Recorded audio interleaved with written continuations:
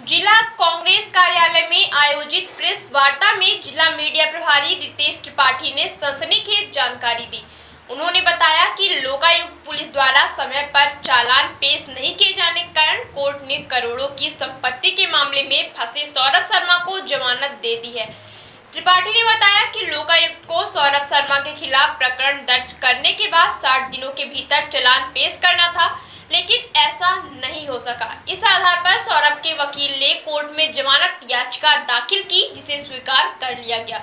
हालांकि सौरभ शर्मा को अभी जेल में ही रहना होगा, क्योंकि उन्हें अन्य मामलों में अब तक जमानत नहीं मिली है। उनकी रिहाई तभी संभव है जब प्रवर्तन निदेशालय ईडी की कोर्ट से भी उन्हें जमानत मिल जाए। गौरतलब है कि लोकायुक्त पुलिस ने सौरभ शर्मा के ठिकानों पर छापे मारकर भारी संपत्ति बरामद की थी, जिसमें 234 किलो चांदी और करोड़ों रुपए नगद शामिल थे।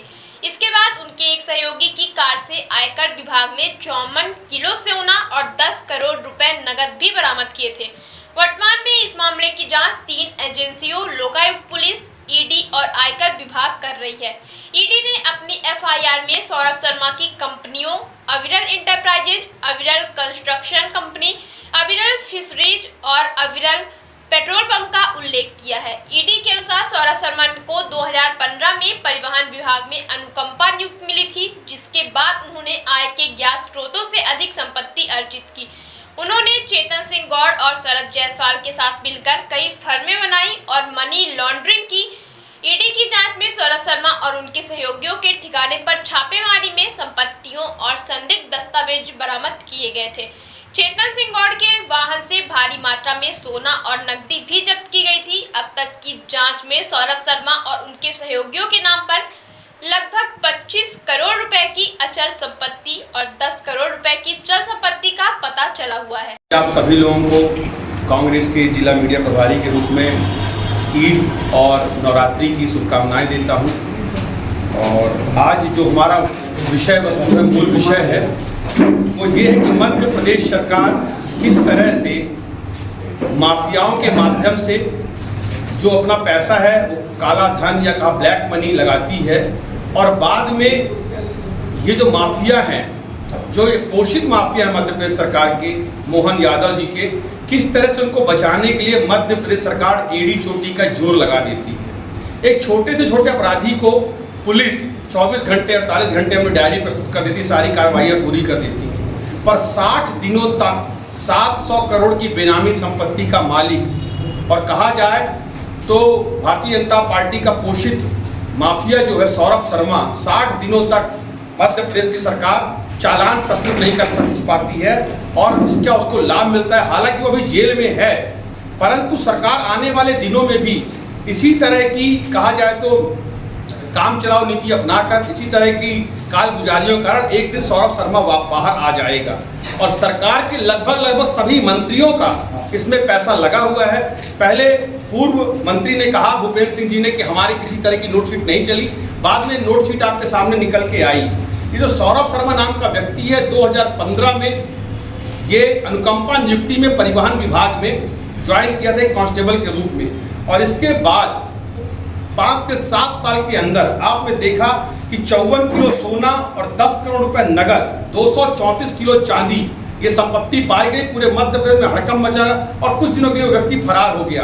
बाद में भारतीय जनता पार्टी के पूर्व मंत्री संदेह के घेरे में आए, कई नेताओं पर उंगलियां उठी, और एक कहा जाए तो आकस्मिक रूप से ये व्यक्ति आता है और इसको जेल भेज दिया जाता है। इसके नाम पर, अविरल इंडस्ट्रीज के नाम पर, अविरल कंस्ट्रक्शन, अविरल फिशरीज, अविरल पेट्रोल पंप, अविरल कंस्ट्रक्शन इंटरप्राइजेज, इस तरह की अविरल नाम की इसकी कई सारी कंपनीज चल रही है, मध्य प्रदेश के अंदर चल रही है। और मध्य प्रदेश सरकार ने अभी तक कितनी कंपनियों में बैन लगाया है, कितनी कंपनियों की जांच की है, ये संदेह के घेरे में है। और आप मध्य प्रदेश के किसी भी महानगर में जाइए, चाहे भोपाल में जाइए, चाहे इंदौर में जाइए, चाहे ग्वालियर में जाइए और चाहे जबलपुर में जाइए, जो भी रियल एस्टेट का मुख्य रूप से कारोबार है, उसमें इस व्यक्ति का, सौरभ शर्मा का पैसा लगा हुआ है। पर सौरभ शर्मा सिर्फ एक मध्य प्रदेश सरकार की गुमनामी संपत्ति का, काली संपत्ति का एक मुखौटा है, और इस मुखौटे के पीछे पूरी मध्य प्रदेश सरकार के लगभग सभी मंत्रियों के चेहरे ढके हुए हैं। और आने वाले समय में ये सारे चेहरे एक एक करके उजागर होंगे, और आपने देखा कि कुछ चेहरे अभी भी आ चुके हैं। इसके साथ साथ इसके जो दो मुख्य रूप से सहयोगी हैं, एक तो चेतन सिंह गौड़ है और दूसरा है शरद जायसवाल। चेतन सिंह गौड़ के घर से अकेले मात्र उसके 52 किलो सोना और 11 करोड़ रुपए कैश निकला है। अभी तक इनके पास से 25 करोड़ रुपए की अचल संपत्तियां इनके फर्म से उजागर हुई हैं। इसके साथ साथ मैं बताना चाहूंगा कि ईडी, लोकायुक्त पुलिस और आयकर विभाग, ये तीनों कंपनियां जांच कर रही हैं, परंतु ये तीनों कंपनियां आगे बहुत अच्छी तरह जानते हैं कि मध्य प्रदेश पुलिस जो है और ईडी हो या आयकर हो, ये मध्य प्रदेश सरकार के पपेट यानी तोते के रूप में काम कर रही हैं। हमारा सवाल ये उठता है कि जिस व्यक्ति ने मध्य प्रदेश में इतना बड़ा घोटाला किया हो, आखिर सरकार की ऐसी क्या मजबूरी है कि 60 दिनों तक आप उसके खिलाफ कोर्ट में चालान प्रस्तुत नहीं कर पाते हो? ऐसी क्या मजबूरी है कि आपके पूर्व मंत्री भूपेंद्र सिंह जी को अनुकंपा नियुक्ति वाले व्यक्ति को नोट फिट चलाकर उसको नौकरी दिलवानी पड़ती है? और ऐसा क्या उसके हाथ में आपने ताकत भेज रखी है कि 5 साल के अंदर वो अरबों खरबों का स्वामी बन जाता है और आपकी सरकार के बड़े मंत्रियों के साथ उसका उठना बैठना रहता है? ऐसी क्या मजबूरी है कि सभी महानगरों में रियल एस्टेट प्रॉपर्टीज में, कंपनियों में उसका पैसा लगा हुआ है और कोई कार्रवाई नहीं की जा रही है? तो एक ये जो सौरभ शर्मा, इसका चेहरा उजागर हुआ, पर कांग्रेस पार्टी का ये कहना है कि ऐसे हजारों सौरभ शर्मा मध्य प्रदेश की धरती पर पोषित हो रहे हैं और भारतीय जनता पार्टी ने शांति के टापू मध्य प्रदेश को, जो अपराध मुक्त मध्य प्रदेश था, वहां पर अपराधियों का, वहां पर माफियाओं का एक सुरक्षित पनाहगार मध्य प्रदेश को बना डाला है। चाहे आप किसी भी तरह का अवैध व्यापार करें, अवैध कारोबार करें, मध्य प्रदेश की धरती पर पुलिस आपको संरक्षण देगी, सरकार आपको अपना वो देगी पूरा सेफ्टी कि आप किसी भी तरह की कोई कार्रवाई ना हो। और यही कारण है कि आए दिन 1800 करोड़ का एंटी ड्रग्स का कारोबार मध्य प्रदेश के भोपाल से निकलता है। अपराध की घटनाएं हर जिले पर होती है और 700 करोड़ की बेनामी संपत्ति के सौरभ शर्मा नामक मगरमच्छ मध्य प्रदेश से निकलता है।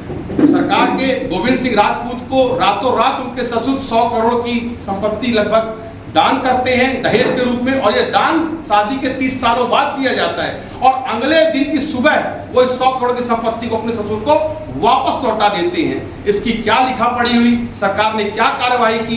1250 करोड़ की सहारा की संपत्ति को कटनी के वर्तमान विधायक खरीदते हैं 200 करोड़ रुपए में और सरकार उनके खिलाफ जांच करती है। जांच में क्या बातें निकल के आती हैं, ये बातें जनता से क्यों छुपाई जा रही हैं, पब्लिक डोमेन में इनको क्यों नहीं लाया जा रहा है? ये निशान फर्क होता है। इतना बड़ा मुद्दा है और आपके जिला अध्यक्ष नहीं है, सिमरिया विधायक है, वो कोई भी है इस मुद्दे। सिमरिया विधायक जी ने इस विषय को भोपाल सदन में उठाया है। हर व्यक्ति की अपनी जिला स्तर पे क्यों नहीं है? जिला स्तर देखिए कॉन्फ्रेंस में जिला अध्यक्ष क्यों नहीं है? जिला अध्यक्ष का मुख्य काम होता है संगठनात्मक इकाइयों का गठन करना। प्रदेश का मुद्दा उठा रहे हैं, बड़ा भ्रष्टाचार, बड़ा आरोप लगा रहे हैं, तो इसमें जिला अध्यक्ष भी नहीं है, कोई भी बड़ा मतलब चेहरा यहाँ नहीं।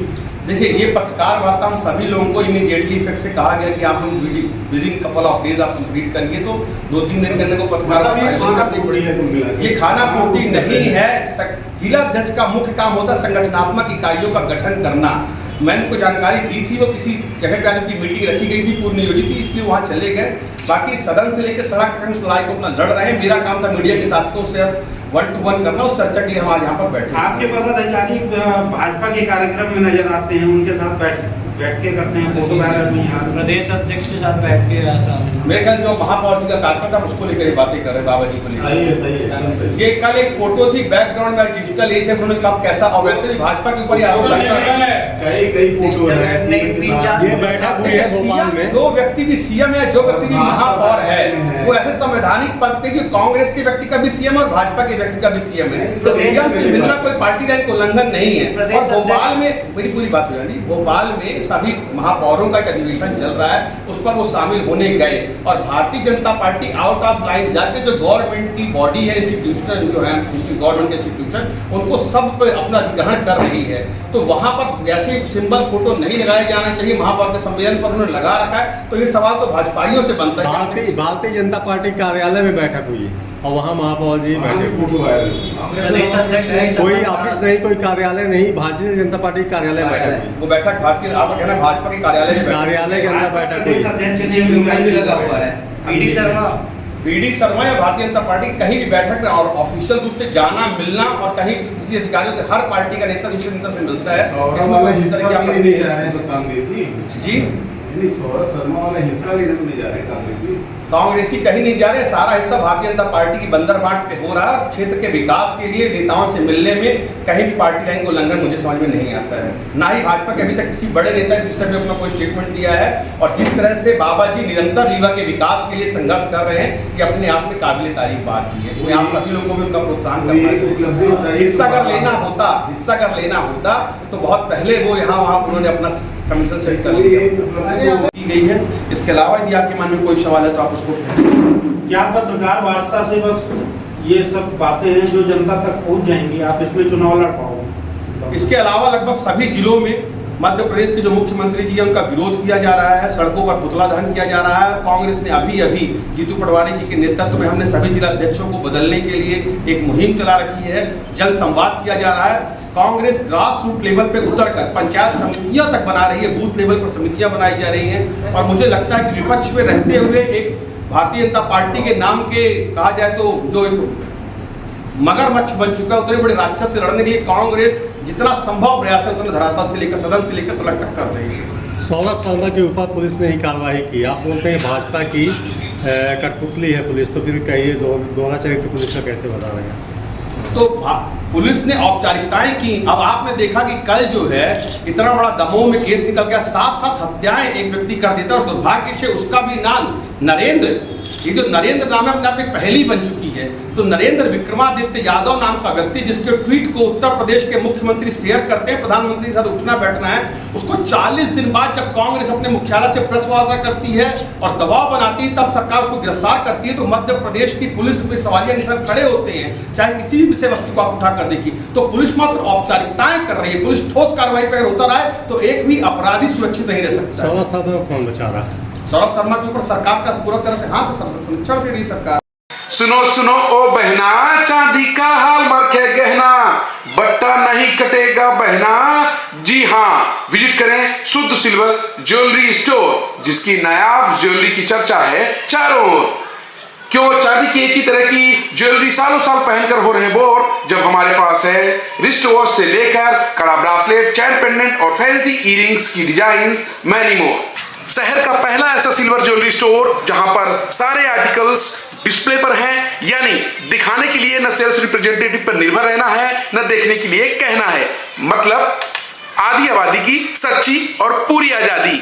इसलिए विजिट करिए, शुद्ध सिल्वर चमक रहेगी बरकरार। Address Samdariya gold mall in front of बाल भारती स्कूल, सिरमौर चौराहा, रीवा, MP।